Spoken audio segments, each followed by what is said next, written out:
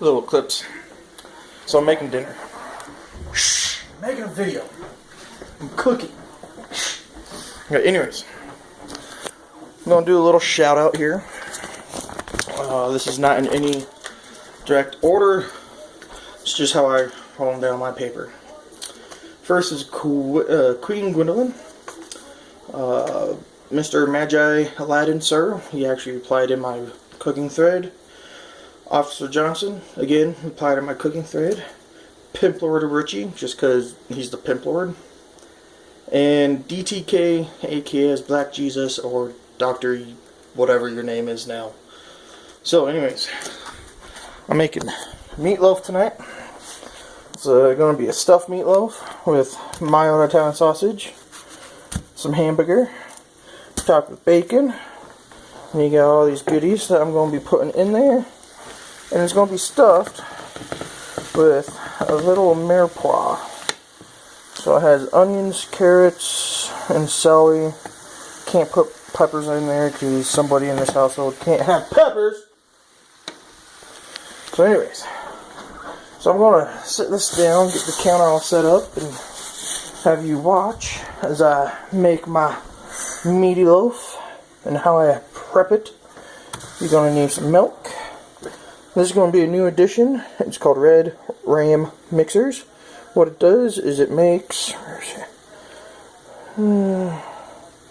it's not going to... Makes hot buttered rum and sangria and spiced wine and something else. Some whiskey. Again, not 21. Don't bother with it. And some panko bread crumbs. Alright, give me 1 second. I'll be right back. Okay. First up, pair of gloves. I always wear gloves when I'm working with raw meat or anything raw. So, first up is to get your meat into a bowl. This is 80-20 meat, so it's 80% lean, 20% fat. Now I could have gone with something better, a little bit more fat, but that's why I have the Italian sausage. Whoever asked for something Italian there's Italian sausage in this, something Italian. Alright, then you get your nice and awesome Johnsonville mild sausage in there. Alright.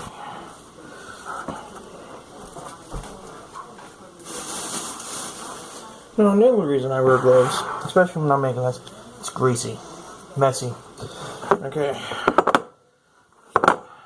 Get this all mixed up together. Oh yeah, we need an egg too, so we'll get that in a little bit too. Don't want to overmix it, or all that fat that's nice and cold in there will be okay. Good enough. Then I'll make a little divot there. That's where I'm going to put everything and then start mixing it. Okay.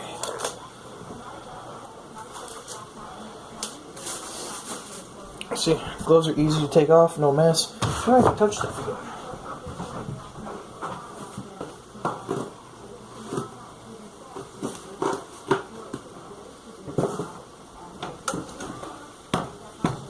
Alrighty. So an egg.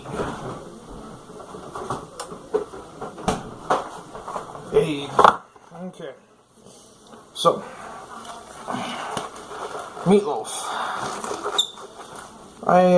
My grandmother actually used to add milk to hers, so I kind of adapted the whole milk thing. You don't really need it. I think it just adds just a little more consistency, that's all. So just a tad bit of milk. 1 egg.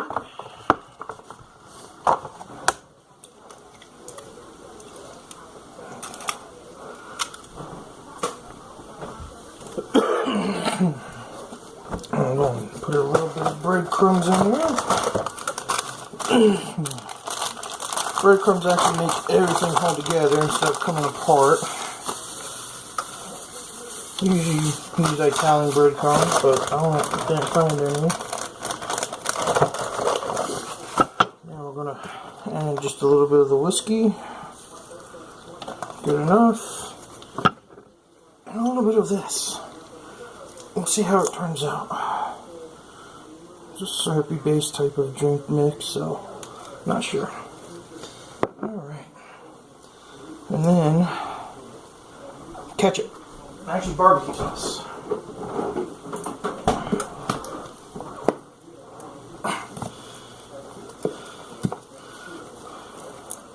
Barbecue sauce. Okay. Now it's time to mix.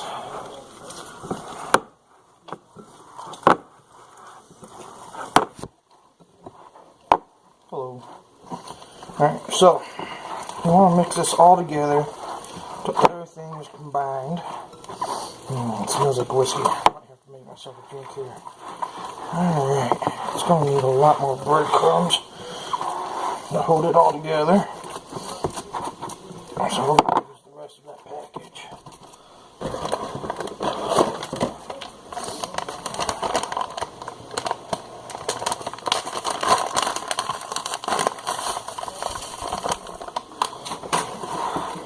See if that does it. If not, we can always add just a tad bit more. No, gonna need just a tad bit more. Okay. So, I'll take these off. We'll get some new ones after that. Fix this up for you.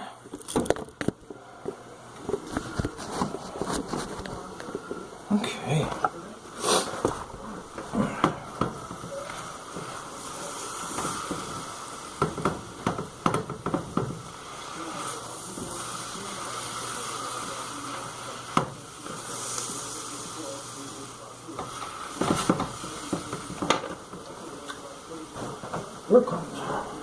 Okay, so sorry, I gotta keep storing my meatloaf that I'm sauteing over here.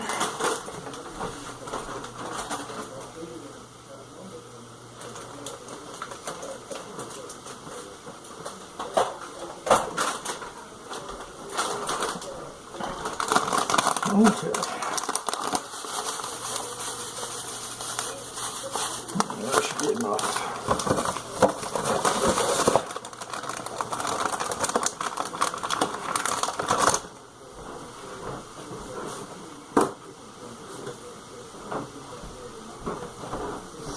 Now, I would usually use homemade bacon, but unfortunately I'm all out of it right now.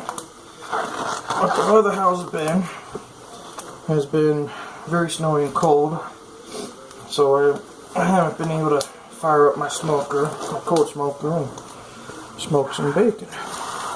Alright, get this all nice and binded together here. There we go, a lot better.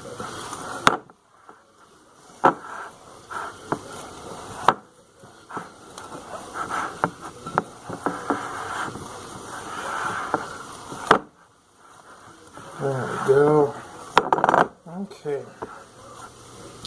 Now I'm going to want to take about 2/3 of this and lay it out.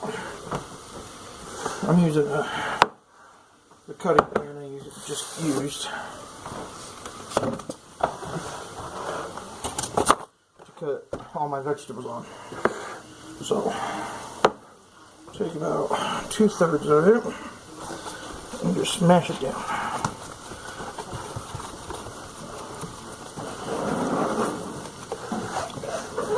Try to make a loaf while doing it too.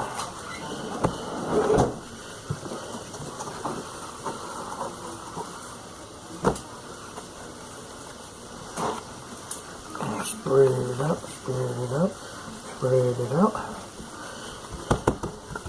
Okay, there we go. Okay. Okay. There we go. And then the other 2/3, or the other third-ish, is going to be formed into a loaf. And that's a little flattened out. It's going to go right on top of it. And then we'll fold the sides up after I get the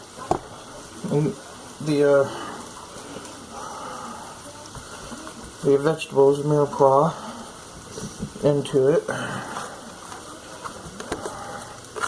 I'll try to make this as big as possible. No rolling pin in my house. I really don't roll anything. There we go. Still has a good size thickness to it.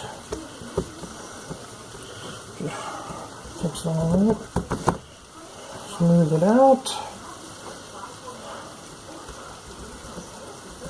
Alright.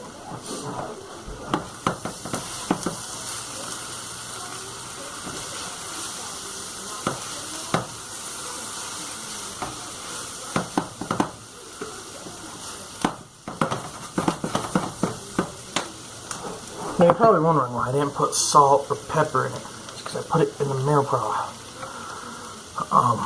So I don't want to over season it, but I'm also going to throw in a nice little barbecue rub on top of it that I got from my local, I really can't say grill store, they usually sell smokers.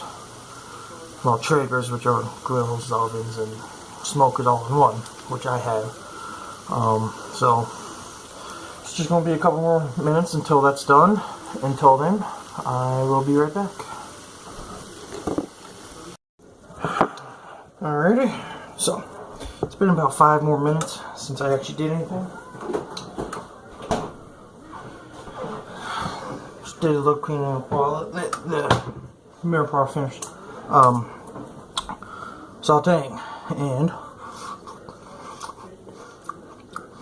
it's good.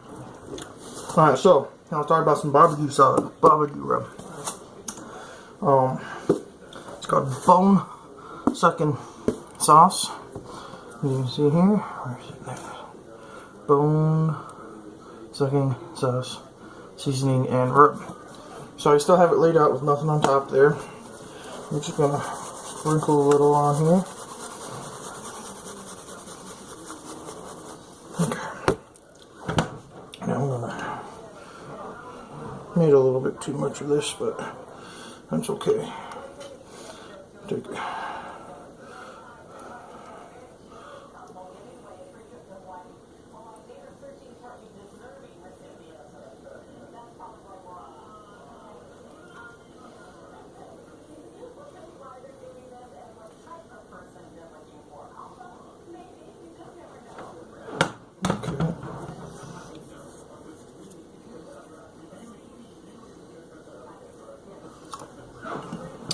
Okay, so get that all in there.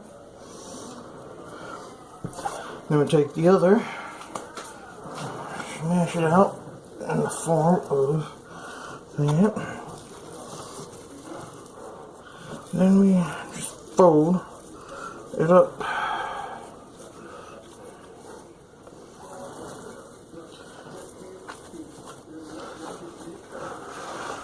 into a loaf design. Just smooth out all the edges. So I'm going to bake this for an hour, about 400 degrees. Okay. Like my dad's one. Okay.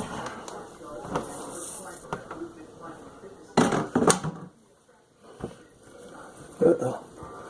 It broke a little. That's okay though. So now, it broke a little, but it's okay. Okay. So add a little bit more seasoning to it. Now, the best part. Putting the bacon onto it.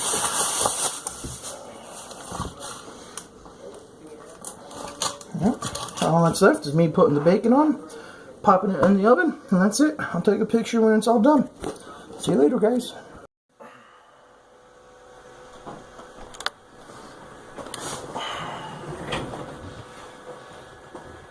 Hello, YouTube. I would like to take this time to make a little disclaimer. I have been talking to a few of my friends about cooking, and they have brought to some information, well, not new information, but told me I should probably do this to keep myself safe. If you try to do my videos, I do not take responsibility for anything that happens, from cutting yourself, losing a limb, blowing up your house, slipping through time and space, any of that nature. It is not my fault, it is yours. So, with that being said, if you do try my videos, more power to you. If you hurt yourself or get sick from my videos, not my problem, it is yours. If you have a food allergy and I don't say something about food allergies in my video, not my problem, it is yours. This disclaimer will be at after every credits on my videos for cooking. So I guess that's it. I covered the bases. Do not yell at me if you get sick or hurt, not my problem. If you start slipping through time and space, try to give me a call and I'll see what I can do. You know, Dr. TARDIS behind me, you know, all good. So thank you for watching Cooking with the Doctor. It's just some wibbly wobbly, timey-wimey cooking. Enjoy the day.